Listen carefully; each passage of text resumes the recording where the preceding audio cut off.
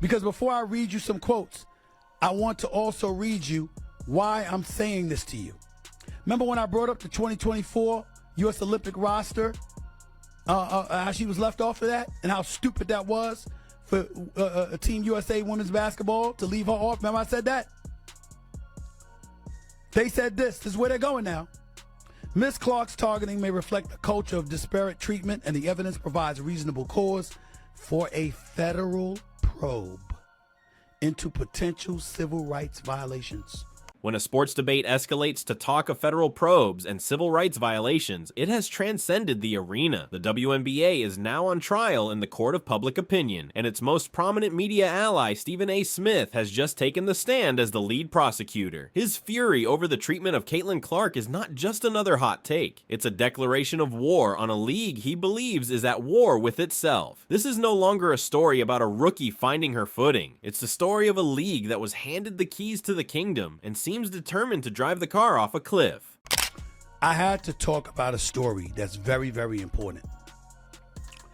And albeit indirectly, it involves Caitlin Clark, the Department of Justice, and quite possibly the President of the United States himself. To understand the magnitude of this crisis, you first have to grasp the magnitude of the Caitlin Clark effect. Her arrival wasn't a ripple, it was a tsunami. The numbers are staggering. WNBA merchandise sales exploded by 601%. Indiana Fever viewership leaped 170%. League Pass subscriptions climbed 366%. The 2024 draft, with her as the #1 pick, drew the largest audience in WNBA history. She is, without exaggeration, a golden goose, a singular, transformative economic force with the power to elevate every franchise, every player, and the league's entire profile. She is the Michael Jordan moment the WNBA has been waiting decades for, but instead of being protected as the league's most valuable asset, she was thrown into the Thunderdome. And I feel bad because it seems like the sisters are bullying the little girls, or the older players are bullying the younger girls. I don't want to make it about race because I seen white girls bullying the young white girls. I seen the black girls bullying the young white girls. I seen the on-court reality for Caitlin Clark has been a shocking spectacle of targeted aggression. She's been treated like a piñata at a toddler's birthday party, hip-checked from behind, clotheslined on layups, and slammed to the floor in plays that have little to do with basketball. Analysts and fans have watched in disbelief as games devolve into something resembling bumper cars with a shot clock, where Clark has to navigate a gauntlet of defenders seemingly auditioning for a role in Mortal Kombat. This is not the standard welcome to the league physicality. This is a pattern of behavior so blatant and so far beyond the norm that it ignited a firestorm, with Stephen A. Smith fanning the flames. Let me read to y'all the opening couple of graphs because I want you to hear the impact of this. This is serious. This is serious. And I could say it with my team here, having the footage and the receipts to back me up. I could be in that I told you so mode. I really, really could. But I ain't gonna do that. Because I'm in a good mood. I'm going to be chill. But I could be saying Stephen A. Smith's reaction wasn't just commentary, it was a testimony, live on national television, with veins bulging and his voice raw with indignation. He morphed from an analyst into a crusader. He wasn't just angry, he was unhinged with a righteous fury born from watching a league he champions commit public slow-motion suicide. He understands the brutal bottom line of the sports industry. He knows this is the WNBA's one shot at mainstream, primetime relevance, and he is watching them fumble it with every uncalled foul. He sees the league's one shining light being systematically dimmed, and he's ready to turn the court into a courtroom to stop it. Caitlin Clark has done for the women's NBA what Michael Jordan once did for the NBA. Made it more valuable, watchable, and marketable. Instead of protecting its transformative star, the league's leadership ignores the relentless targeting of The moment he invoked a federal probe and civil rights violations, he detonated a bomb in the heart of the discourse. Citing claims of disparate treatment, he elevated this from a sports issue to a legal one. While calling it a civil rights crisis in high tops is classic Stephen A. hyperbole, the accusation underneath is deadly serious. His argument rests on the clear and flagrant discrepancy in officiating. He contends that no other star, especially a black star who had brought similar value, would be subjected to this level of physical abuse without swift and decisive league intervention. The true bombshell isn't the label, it's the accusation of discriminatory negligence from the league itself. Treating its greatest asset as if she were a PR headache. That approach could turn into legal liability for the WNBA. Okay, well, get this. Get this. We're watching this play out. Caitlin Clark's been hurt. We're watching in front of our very eyes how differently these teams are treating the Indiana Fever without Caitlin Clark on the court. I mean, let's just be real. It's been much different. This aggression has been publicly sanitized with tired old sports cliches.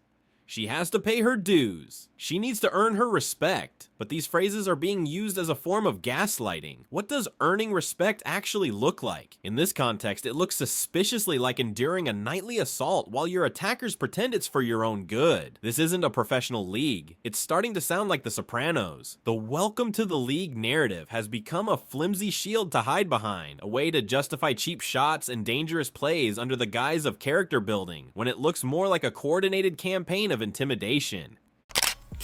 WNBA, y'all are in trouble. I told y'all didn't want to protect my precious CC. Now y'all getting hit with a civil lawsuit for targeting. You hear me? And then this stuff is documented. That don't even make no sense from players just speaking freely, thinking that they won't have no consequences. That means somebody had them on the payroll.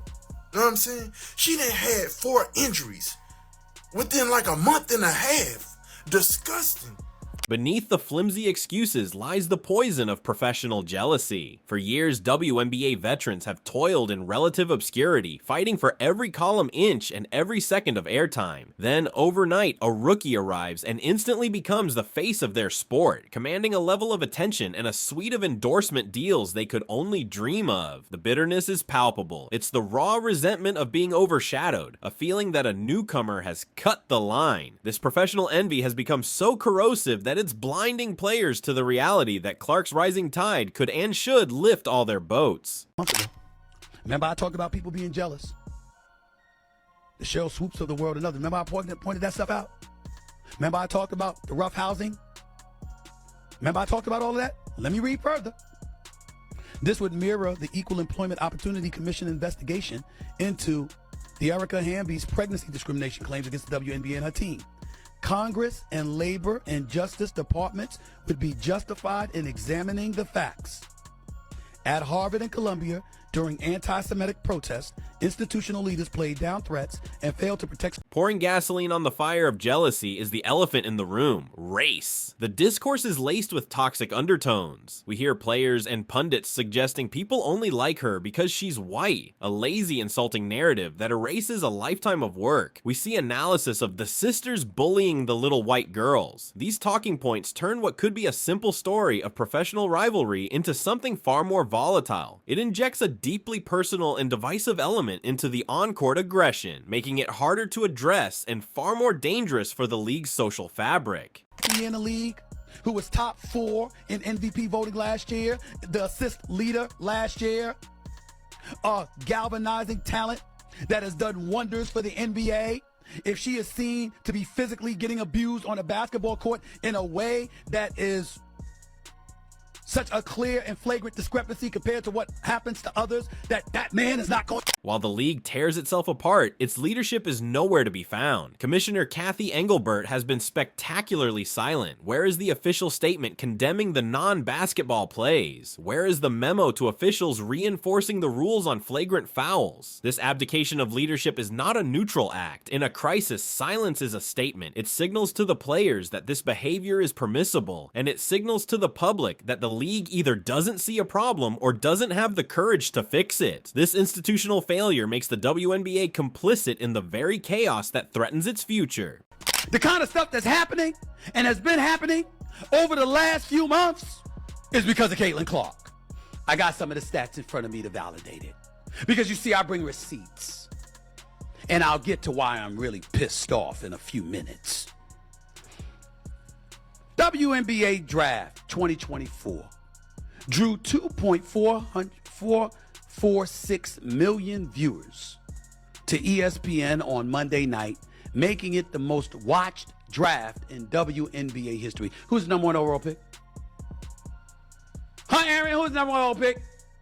Say it loud. Further enabling this chaos are the referees. The officiating has been maddeningly inconsistent, a game of whack-a-call where the rules seem to change from moment to moment. Clark can be hammered on a drive to the basket with no whistle, only to be hit with a technical foul for a mild expression of frustration on the next play. The referees have become agents of chaos. By failing to consistently enforce the rules, they are not just failing to protect a player, they are actively empowering the aggressors. They have lost control of the game, and in doing so have become part of the problem. This girl is a superstar. I've been saying it for years. I keep telling everybody she's the Steph Curry of women's basketball, college or pro. She is a superstar. I had the pleasure of doing an event with her on campus at Iowa a few months ago. I went there for my man Mark Shapiro, and I had a blast. She and I were on a panel together. She's a wonderful, wonderful young lady, incredibly poised, but this woman is the nation's leading scorer, averaging 31.5 points per game, shooting 40% from threes. This confluence of jealousy, poor leadership, and chaotic officiating amounts to an astonishing act of economic self-sabotage. The WNBA was gifted a winning lottery ticket, and instead of cashing it in, they seem to be feeding it into a wood chipper. Every cheap shot at Caitlin Clark is a direct assault on the league's own bottom line. They are actively alienating the millions of new fans she brought in, fans who came to see generational talent, not a nightly mugging. It is a business malpractice so baffling that it has driven Stephen A. Smith to the brink, watching in horror as an organization actively devalues its own salvation. Treating its greatest asset as if she were a PR headache. That approach could turn into a legal liability for the WNBA. Since she joined the league last year, Ms. Clark's impact has been seismic. Merchandise sales soared 601%. Indiana Fever viewership jumped 170%. The team's value tripled. League Pass subscriptions climbed 366. Lost in all this is the human being at the center of the storm. Caitlin Clark's poise has been remarkable. She doesn't cry, she doesn't complain, she just gets up and keeps hooping. But her stoicism is being weaponized against her. Because she isn't throwing public tantrums, her ordeal is downplayed or dismissed. She's walking an impossible tightrope where showing frustration would get her labeled a diva, while her silence is taken as proof that the abuse isn't that bad. She is being punished for her own professionalism. Kathy Engelbert, where are you? Where are you, Kathy? Nowhere to be found. You are quiet. Quiet as a mouse. It done got real spooky, I know. Nightmare on Elm Street is what I'm talking about. Freddy Krueger style. It's wild. See, my problem with you is you don't protect. Clark has become a pawn in a culture war she never asked to join. She is being held responsible for every simmering tension in sports and society, racial dynamics, gender pay gaps, media bias. She is being made to answer for the attention she receives as if she orchestrated it herself. She wanted to be a basketball player, but she has been turned into a symbol, a lightning rod for grievances that have nothing to do with her, and she is absorbing the punishment for all of it on the court. In Caitlin Clark's world, which is so unfortunate, I feel sorry for Caitlin Clark because she's a pawn of this whole thing, and I think Caitlin Clark needs to speak up.